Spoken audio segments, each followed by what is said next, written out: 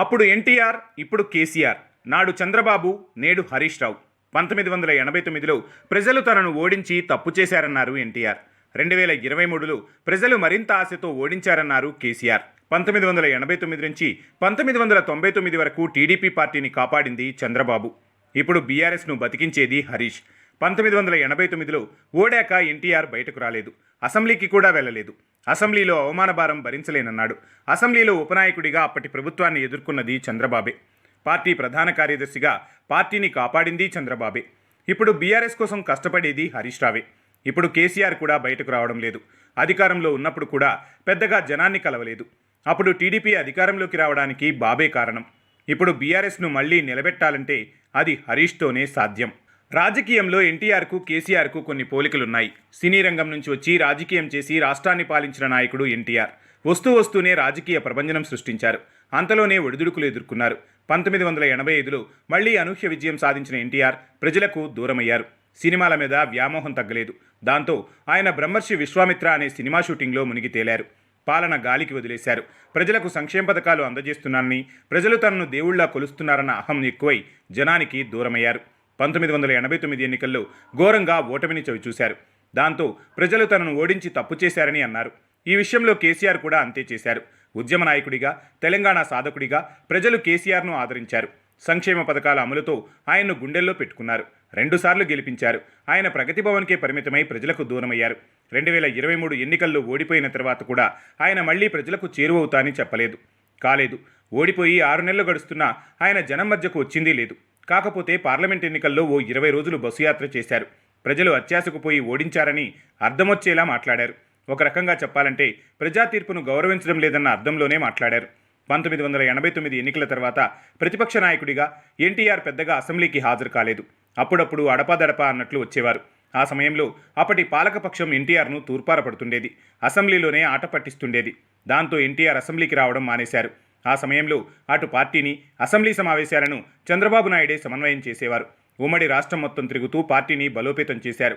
తీరా ఎన్నికల సమయం దగ్గర పడిన వేళ ఈనాడు పత్రిక ఎత్తుకున్న సారా నిషేధ ఉద్యమాన్ని ఎన్టీఆర్ భుజాన వేసుకున్నారు.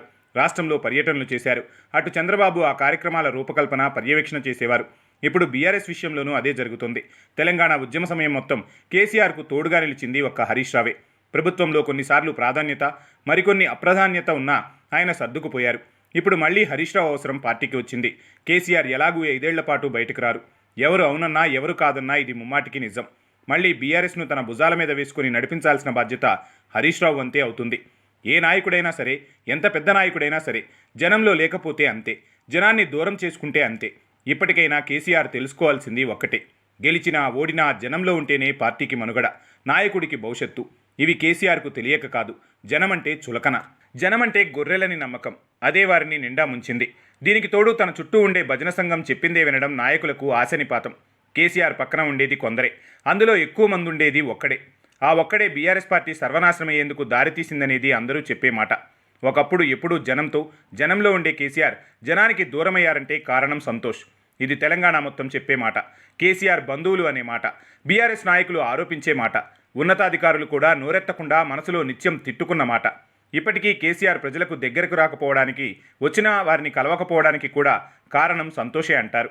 కానీ ఇక్కడ మనం లోతుగా ఆలోచించాల్సిన అవసరం కూడా ఉంది. సంతోష్ వద్దంటే ఆగే కేసీఆర్ మనకెందుకు అన్నది తెలంగాణ సమాజం ఆలోచించింది. అయినా కేసీఆర్లో మార్పు ఎందుకు రావడం లేదు? ఇది ఎవరైనా సరే లోతుగా ఆలోచించాల్సిన విషయం. కేసీఆర్ ఇప్పుడే కాదు, ఎప్పుడూ జనంలోకి రావడానికి ఇష్టపడడు. ఆయన కూర్చున్న దగ్గర నుంచి చేసే ఆదేశాలు అమలు కావాలని కోరుకుంటాడు. ఉద్యమ నేపథ్యం కూడా ఓసారి బాగా పరిశీలించి చూస్తే ఎన్నికలు ఉంటే తప్ప కేసీఆర్ బయటకు రాడు. ఇది ముమ్మాటికి నిజం. ఈ విషయం ఇటీవల ముఖ్యమంత్రి రేవంత్ రెడ్డి కూడా చెప్పారు. ఎన్నికలంటే కేసీఆర్కు ఒక జూదం లాంటిది. ఎప్పుడూ ఎన్నికలు ఉండాలని కోరుకునే వ్యక్తి. ఎన్నికలు ఉంటే తప్ప ఆయన బయటకు రాడు. ఎన్నికలు ముగిసిన వెంటనే ఆయన జనానికి దూరం అవుతాడు. ఇదే గతంలో జరిగింది. కాకపోతే అప్పుడు జనం ఆకాంక్ష వేరు, ఇప్పుడు జనం అవసరాలు వేరు. ఒక తరం మారింది, కొత్త తరం వచ్చింది. ఒకప్పుడు తెలంగాణ అవసరాలు వేరు, ఇప్పుడు అవసరాలు వేరు. గతంలో నీరు కావాలి, పంటలు పండాలి, రైతు బతకాలి. ఓవైపు రైతు బతకాలని చెప్పిన కేసీఆర్ మరోవైపు రియల్ రంగాన్ని ప్రోత్సహించారు. తెలంగాణ భూముల ధరలు విపరీతంగా పెంచేశారు. దాంతో సాగు చేసుకునే రైతు కూడా భూములు అమ్ముకున్నాడు. అప్పటికప్పుడు వచ్చిన సొమ్మును చూసి మురిసిపోయాడు. ఇప్పుడు ఎకరం భూమి కొనాలంటే బాధపడుతున్నాడు. భూమి అన్నది అందరిది, అది అందరికీ అందుబాటులో ఉండాలి. భూముల ధరలు పెరిగితే సామాన్యుడు బతకలేడు, రైతు సాగు చేయలేడు, సాగును నమ్ముకొని బతకలేడు. తెలంగాణ వచ్చిన తర్వాత ఇంట్లో నుంచి బయటకు రాకుండా ప్రగతి భవన్లో ఉంటూ ఫామ్ హౌస్కు చక్కర్లు కొడుతూ కాలయాపన చేశాడు కేసీఆర్. ప్రజలకు కేసీఆర్కు మధ్య దూరం పెరిగిపోయింది. ఉద్యమ బంధం తెగిపోయింది. ప్రజలు కాంగ్రెస్ను గెలిపించుకున్నారు. అలా కాంగ్రెస్ గెలిచిందో లేదో ఇలా లబోదిబోమంటూ లేనిపోనివి కేసీఆర్ ప్రచారం చేశారు. ఇక తెలంగాణ ఆగమైపోయిందని గుండెలు బాదుకున్నాడు. కేసీఆర్ మొసలి కన్నీరు తెలంగాణ ప్రజలు గ్రహించారు. పార్లమెంట్ ఎన్నికల్లో బీఆర్ఎస్కు ఒక్క సీటు కూడా దక్కలేదు. పార్లమెంట్లో 10 సీట్లు వస్తే కేంద్రంలో చక్రం తిప్పేవాళ్లమని ఇప్పుడు అంటే ఏముంది? ఇక్కడ చంద్రబాబు గురించి కొన్ని విషయాలు చెప్పుకోవాలి. చంద్రబాబులో ఉన్న నాయకత్వ లక్షణాలు ఏ నాయకుల్లో లేవు. ఎందుకంటే ఆయన అధికారంలో ఉన్నా ప్రతిపక్షంలో ఉన్నా ఏనాడు ప్రజలకు దూరంగా లేడు. ఏనాడు ఆయన ఇంటికి పరిమితం కాలేదు. 1995లో ఆయన ముఖ్యమంత్రి అయిన నాటి నుంచి ఎప్పుడూ ప్రజల్లోనే ఉంటూ వచ్చారు. 2004లో ఓడిపోయినా ఆయన ఇంట్లో ఏనాడూ కూర్చోలేదు. 5 ఏళ్ల పాటు జనంలోనే తిరిగారు. తర్వాత 2009లో మళ్లీ ఓడిపోయారు. అయినా ఆయన రాజకీయాలను వదిలేసుకోలేదు. జనాన్ని నిందించలేదు. ఉమ్మడి రాష్ట్రంలో పాదయాత్ర చేపట్టారు. రాష్ట్రం విడిపోయాక ఆంధ్రప్రదేశ్ ముఖ్యమంత్రి అయ్యారు. అప్పుడు కూడా ఆయన ఏనాడు ప్రజలకు దూరంగా లేరు. అటు పాలన, ఇటు పార్టీ, అమరావతి నిర్మాణం, పెట్టుబడులు, ఆకర్షణ కోసం విదేశీ ప్రయాణాలు, పరిశ్రమల స్థాపన, పోలవరం నిర్మాణం వంటి వాటిపై పూర్తిస్థాయిలో దృష్టి సారించారు. ప్రతి సోమవారంను పోలవరం రోజుగా నామకరణం చేశారు. ఆ రోజు పోలవరం సందర్శన లేకుంటే పోలవరం సమీక్ష జరిపేవారు. రాష్ట్ర ప్రయోజనాల మీద అంకితభావం ఉన్న నాయకుడు అలా ఉండాలి.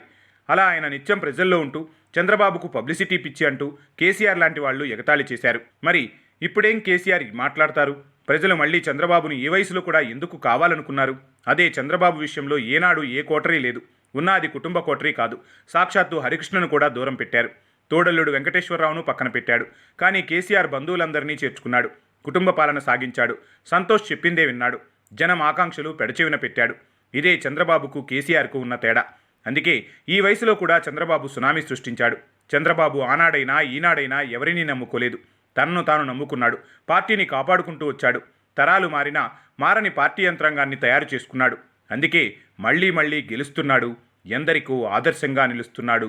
నాయకత్వానికే సరికొత్త అర్థం చెబుతున్నాడు.